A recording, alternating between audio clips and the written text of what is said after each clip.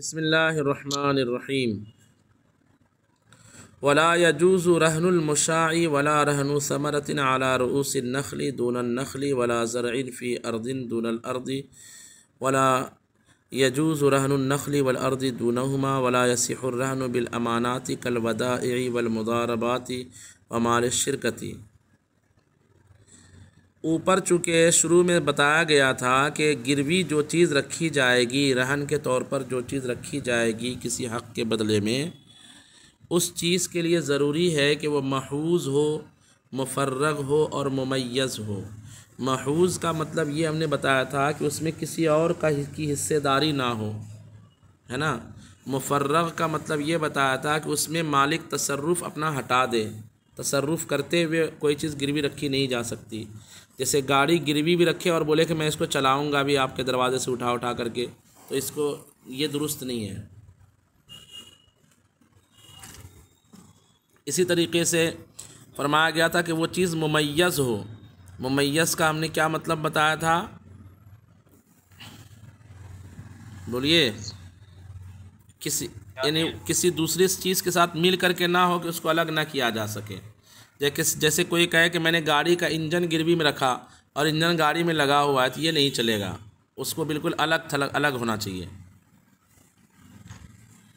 है ना। समझ में आ रही बात कि नहीं आ रही है? हाँ, तो अब उसी पर मसले की तफरीक़ करते हुए कहते हैं कि जो चीज़ मुश्तरक है, उसको, जो चीज़ मुश्तरक होती है उसको शै मुशाअ कहते हैं। मुशाअ, मीम के ऊपर पेश, मुशाअ। मिसाल के तौर पर आपके पास मोबाइल है जिसको दो लोगों ने मिल करके ख़रीदा है। 10,000 का मोबाइल था, 5,000 एक ने दिया, 5,000 दूसरे ने दिया। अब वो मोबाइल को एक उनमें से चाहता है कि मैं गिरवी रख दूं। मिसाल के तौर पर वो किसी के पास जाए और कहे कि मुझे जो है ना 15,000 रुपये की ज़रूरत है, मुझे 10 दिन के लिए दीजिए। उसने कहा कि भाई गिरवी कोई सामान रख दो, मैं दे देता हूँ। उसने गिरवी सामान रख दिया, मोबाइल। तो वो मोबाइल चूँकि मुशाअ है, यानी उसमें दूसरे का भी हिस्सा है ना, शिरकत है, इसलिए उसको गिरवी में रखा नहीं जा सकता। कहते वला यजूज़ु रहनुल मुशाई, मुशा शै मुशा को रहन रखना जायज़ नहीं। दूसरी और इसी पर तफरीह दूसरे मसले की, वला रहनु समरतिन अला रुऊसिन नखली दूनन नखली, दरख्त पर लगे हुए फल को गिरवी रखना जायज़ नहीं फल के बगैर। यानी आप ये कहो कि मेरे दरख्त में जितने आम है ना, ये आपको मैं दे रहा हूँ, मुझे 10,000 का कर्ज़ा दे दीजिए। दे देना से मुराद ये गिरवी है, जब जिस दिन मैं आपको 10,000 का कर्ज़ा दूंगा मुझे दे देना। ये नहीं चलेगा, ये आम तो नहीं चलेगा, ये खजूर चलेगा जो ज़्यादा देर तक टिकता है।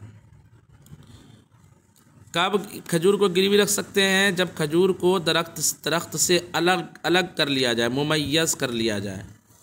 वला ज़रइन फ़ी अर्दिन दूनल अर्दी, और खेती की ज़मीन में मौजूद खेती को रहन रखना जायज़ नहीं है खेती के बिना। आपने कहा मेरे खेत में जितने गेहूँ है ना, ये सब मैं आपको गिरवी रखता हूँ, मुझे 10,000 कर्ज़ा दे दीजिए। ये नहीं चलेगा। क्यों? क्योंकि गेहूँ जो है वो खेती के साथ लगी हुई है, मुफ़र्रग नहीं है, मुमय्यज़ नहीं है, अलग नहीं है, उससे अलग करके देना पड़ेगा आपको।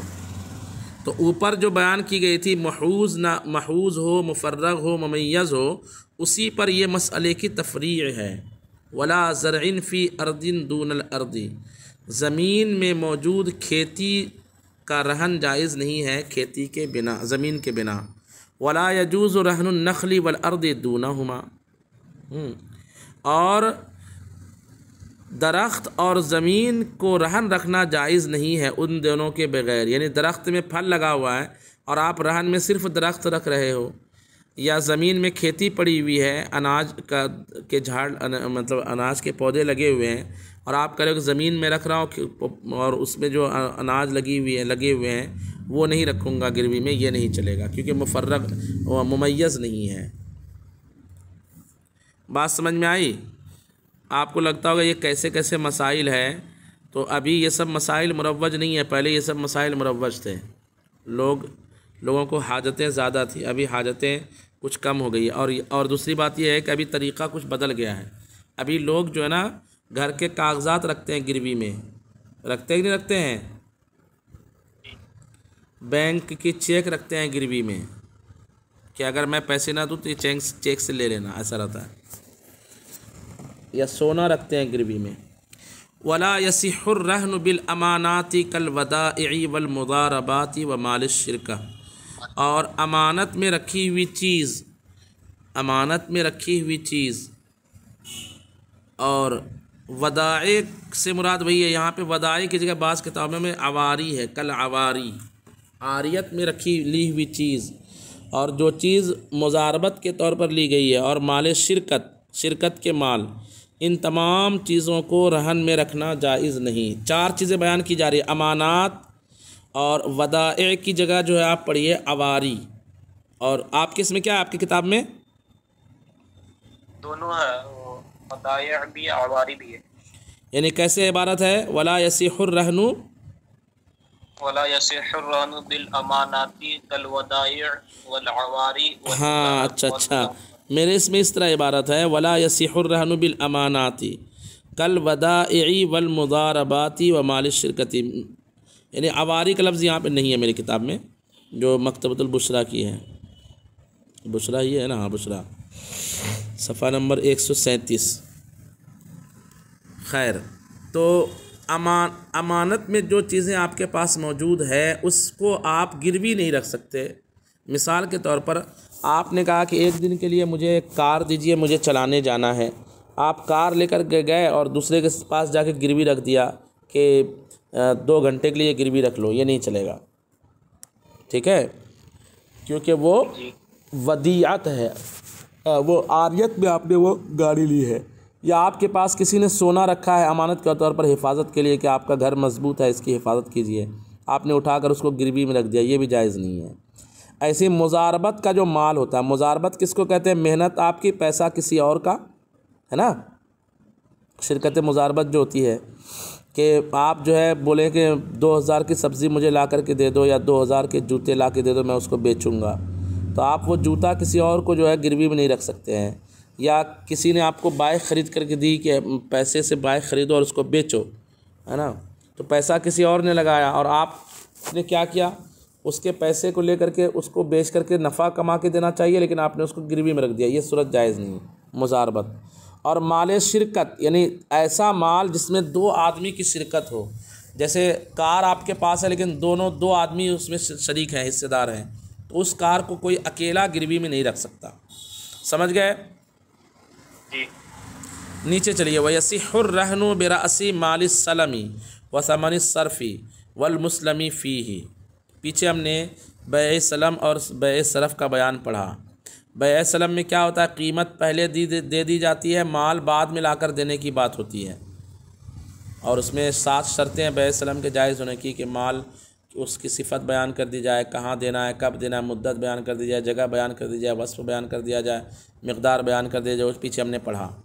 तो बैए सलम में जो पैसा आपको किसी ने दिया, मिसाल के तौर पर मैंने आपसे कहा कि मुझे जो है ना फ़लाँ चीज़ ला कर दीजिए, आपने कहा मैं 1 महीने में ला के दूँगा, मैंने कहा ओके। कीमत में मैंने आपको मिसाल के तौर पर अपनी गाड़ी दे दी, फ़र्ज़ कीजिए, अभी इस ज़माने में कीमत का नाम सुन करके सिर्फ पैसे की तरफ ही तवज्जो जाती है, ऐसा ज़रूरी नहीं है। मैंने आपको कीमत में कहा कि ठीक है, कितने का, आपने कहा 25,000, मैंने कहा मेरी बाइक 25,000 की ले लीजिए, आपने ले लिया।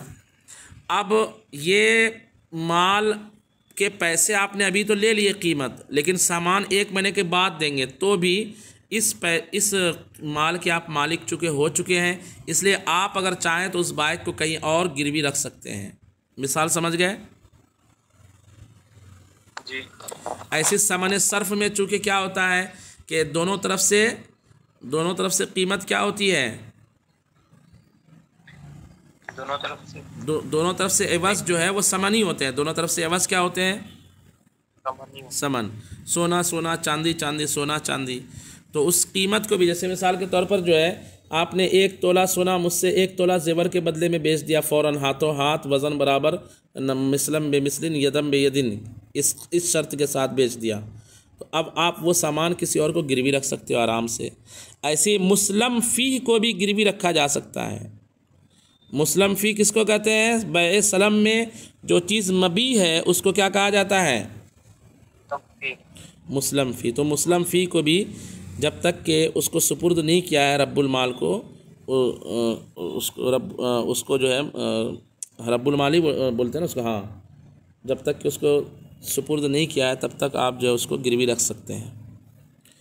फ़इन हलाका फ़ी मजलिसिल अक़द, फिर अगर ये चीज़ें मजलिस अक़द में हलाक हो जाए, मिसाल के तौर पर जो है समन सर्फ़ को आपने रखा, हलाक हो गया, तम्मत सर्फ़ बे सर्फ़ मुकम्मल, ऐसी बे सलम मुकम्मल, वसारल मुर्तहिन मुस्तौफ़ियन लिहक़्क़िही हुक्मन, और मुर्तहिन जो है हुक्मन अपने हक़ को पूरा वसूलने वाला हो जाएगा।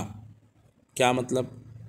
मतलब ये कि आपने जो है मेरे पास आए, कहा कि मुझे फ़लाँ चीज़ चाहिए, मैंने कहा पैसे दो एडवांस में, आपने मेरे पास 2000 रुपये या दो, मिसाल के बाद बाइक रख दिया आपने कीमत के तौर पर, है ना।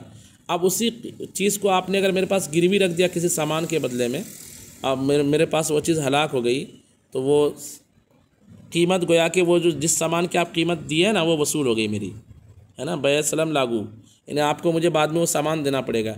मैं ये नहीं कर सकता कि यार आपने वो तो गिरवी रखी थी ना, कीमत थोड़ी आपने दी थी, तो वही कीमत भी है और गिरवी भी है, तो बै सर्फ़ मुकम्मल हो जाएगी, बै सलम मुकम्मल हो जाएगी, ऐसे बै सर्फ़ मुकम्मल हो जाएगी।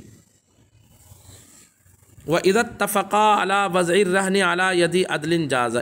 एक और मसला, फ़र्ज़ कीजिए कि आपको मुझसे 20,000 रुपये लेना है, गिरवी में आप रख रहे हैं सोना, कि 1 साल के बाद सोना, 1 साल के लिए मुझे 20,000 दीजिए, जब तक सोना रख लीजिए गिरवी में, है ना। अब आपको लगता है कि इनके पास सोना रखूँगा तो इनसे गुम ना हो जाए, या ये बेच ना दे, नुकसान ना हो जाए, इनका घर सही नहीं है, या इधर उधर सफ़र में जाते हैं, फ़र्ज़ कीजिए। तो हमने दोनों ने इत्तेफाक ये किया कि किसी तीसरे आदिल शख्स के पास जो है ना ये गिरवी वाली चीज़ रख देते हैं। तो अब हम गए अम्र के पास, अम्र को कहा कि भैया मैं इनको 20,000 रुपये दे रहा हूँ, ये 1 साल तक के लिए जो है ना गिरवी रख रहे हैं फ़लाँ सामान, तो एक काम कीजिए आप ये चीज़ रख लीजिए अपने पास। तो तीसरे शख्स के पास हमने गिरवी वाली चीज़ रख दी, शय मरहून जो है न तो राहिन के पास न मुर्तहिन के पास, बल्कि किसी तीसरे शख्स के पास रख दिया। ऐसा जायज़ है, और दोनों के लिए जायज़ नहीं है कि कभी जा कर के उससे अकेले अकेले ले ले सामान। यानी मुर्तहिन ये नहीं कर सकता कि जाके उससे सामान, बोलिए, ले ले कि भैया मैंने ही पैसा दिया ना, मैंने ही तो उसको गिरवी में रखवाया हूँ, पैसा ये गिरवी को तुम मेरे पास ही वो रखने वाला था ना, ये नहीं कर सकता। क्यों? क्योंकि राहिन ने ये सोच करके तीसरे शख्स के पास गिरवी रखा है कि इसके पास बजाय मुर्तहिन के इसके पास मेरा सामान ज़्यादा महफूज होगा। और राहिन अकेला जा कर के ये नहीं बोल सकता कि भैया मेरा सामान दो, मैंने आपसे थोड़ी पैसे लिया, मैंने कर्ज़ा तो फ़लाँ से लिया है ना, वो इसलिए नहीं क्योंकि मुर्तहिन का उसमें हक़ है। तो दोनों को ये हक़ नहीं है कि तीसरे शख्स के पास अकेले जा करके वो शय मरहून पर कब्ज़ा करे। कहते व इदत तफ़क़ा अला वज़इर रहनी अला यदि अदलिन, अगर दोनों मुत्तफ़िक़ हो जाए रहन को किसी आदिल शख्स के हाथ पर रखने के लिए, जाज़त ऐसा जायज़ है। वलैसा लिलमुर्तहिनी वला लिर्राहिनी अख़्ज़ुहु मिन यदिही, और ना तो मुर्तहिन के लिए और ना राहिन के लिए जायज़ है कि उसको उस आदिल शख्स के हाथ से क्या करे, ले ले, ये जायज़ नहीं है। मसला समझ में आ गया मिसाल से? अब उसके बाद वो अशिया बता रहे हैं सराहत के साथ जिन चीज़ों को आप रहन में गिरवी के तौर पर रख सकते हैं। वयजूज़ु रहनुद्दराहिमी वद्दनानीरी वलमकीली वलमौज़ून। अच्छा, अभी जो गिरवी रखते हैं ना तो उसमें क्या होता है कि वो कुछ ज़ायद रकम देना पड़ता है, सूद की सूरत बनती है उसमें। तो अगर इसमें ये सूद की सूरत बनती है तो ये असल में गिरवी नहीं है। गिरवी ये है कि जितना कर्ज़ा दिया उतना ही वापस ले, वो सामान सिर्फ जो है इस नीयत से रखा जाए कि अगर ये कर्ज़ा नहीं देगा तो मैं इस सामान से उसके कर्ज़े को वसूल कर लूँगा, ये असल गिरवी है। अभी गिरवी का मतलब जो है वो फ़ायदा लोगों ने दूसरा उठाना शुरू कर दिया। वयजूज़ रहनुद्दराहिम, दिरहम की को गिरवी रखना जायज़ है। वद्दनानीर, और सोने के सिक्कों को गिरवी रखना जायज़ है। वलमकील, और कैली चीज़ों को जो चीज़ नाप करके बेची जाती है। वलमौज़ून, और जो चीज़ वज़न करके बेची जाती है, जैसे आटा है, गेहूँ है, ये सब चीज़ें गिरवी में रख सकते हैं। फ़इन रोहिनत बिजिन्सिहा व हलकत बिमिस्लिहा मिनद्दैनी व इन इख्तलफ़ा फ़िल जौदति वस्सना। अच्छा, फ़र्ज़ कीजिए आपके पास जो है उस ज़माने के एतबार से समझिए कि जब सोने के सिक्के और चांदी के सिक्के चलते थे, आपके पास चांदी सोने के सिक्के नहीं थे। आप मेरे पास आए, कहा कि सर मुझे जो है ना 100 सोने के चांदी के सिक्के दे दीजिए। मैंने कहा भैया मैं आपको 100 चांदी के सिक्के दूंगा, ये कर्ज़ होगा, लेकिन आप कब कर्ज़ा दोगे? आपने कहा 1 महीने के बाद दूंगा। मैंने कहा कोई चीज़ ज़मानत के ऊपर रख के जाओ। आपने क्या किया, आपके पास सोने के या चांदी के जेवर बने हुए रखे थे, जेवर, उसको मेरे पास गिरवी रख दिया आपने। यहाँ पे क्या हुआ कि जिस जिन्स का आपने सामान लिया उसी जिन्स की चीज़ आपने गिरवी रखी मेरे पास, यानी सोने के सिक्के लिए और सोना ही गिरवी रखा, या चांदी के सिक्के लिए और चांदी को ही क्या किया, बोलिए, गिरवी रखा। ये सूरत इस तरह से अगर करें तो कर सकते हैं क्या, हाँ ऐसा भी कर सकते हैं। और इसमें कमी और बेशी भी जायज़ होगी, कमी बेशी क्या होगी, जायज़। हाँ, ऐसी उम्दा और घटिया होना भी कोई हरज नहीं होगा। कहते हैं फ़इन रोहनत बेजिन से, हाँ अगर एक जिन्स को दूसरे जिन्स के बदले गिरवी रखा गया, वह हलाकत, और वो गिरवी शुदा शय मेरे पास हलाक हो गई, हलाकत बिमिस्लिहा मिनद दैन, तो उसी के मिस्ल दैन से वो चीज़ हलाक होगी। अपने मिसाल के तौर पर आपने मेरे पास सोने के 100 सिक्के लेके गए थे जिसका वज़न जो है मिसाल फ़र्ज़ कीजिए 1 किलो था, है ना, और आपने मेरे पास जो है 1 किलो सोना रखा था, तो हलाकत बिमिस्लिहा मिनद दैन, तो मिस्ल उसी के मिस्ल दैन से जो है हलाक हो गया। माना यह जाएगा कि हमने आपसे कीमत वसूल कर ली। व इन इख्तलफ़ा फ़िल जौदती व सनाअती, अगरचे उम्दगी और कारीगरी में दोनों मुख्तलिफ थे। आपका जो सामान था वो जेवर बना हुआ था, मैंने जो दिया वो सिक्के की शक्ल में था। आपका सामान घटिया था, मेरा सामान उम्दा था, या मेरा सामान थोड़ा सा कम क्वालिटी वाला सामान सोना था और आपका उम्दा सोना था। ये सब नहीं चलेगा वहाँ पे। समझ में बात आ रही है?